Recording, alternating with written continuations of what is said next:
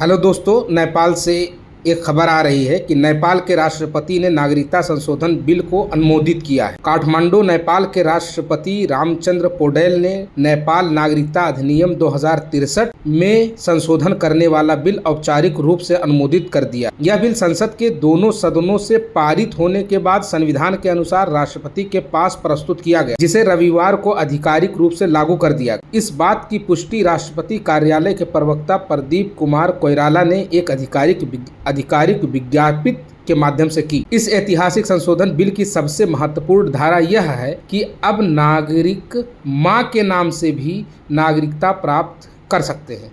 साथ ही यदि कोई नागरिक चाहे तो अपने नागरिकता प्रमाण पत्र में पिता का नाम, पारिवारिक पहचान या पता दर्ज कराना अनिवार्य नहीं होगा। यह संशोधन नागरिक स्वतंत्रता और व्यक्तिगत पहचान के संरक्षण की दिशा में एक महत्वपूर्ण प्रगति के रूप में देखा जा रहा है। अधिनियम सभा ने यह बिल 14 जून को पारित किया था, जबकि उच्च सदन ने इसे 6 अगस्त को मंजूरी। इसके बाद स्पीकर देवराज घिमरे की पुष्टि के साथ यह बिल राष्ट्रपति कार्यालय भेजा गया, जहां राष्ट्रपति पौडेल के हस्ताक्षर के बाद यह कानून का हिस्सा बन गया। विशेषज्ञों के अनुसार यह संशोधन नेपाल के कानून निर्माण के इतिहास में एक मील का पत्थर है, जो न केवल नागरिक अधिकारों को दायरे से विस्तारित करता है, बल्कि पहचान और समानता की अवधारणा को भी नई दिशा देता है।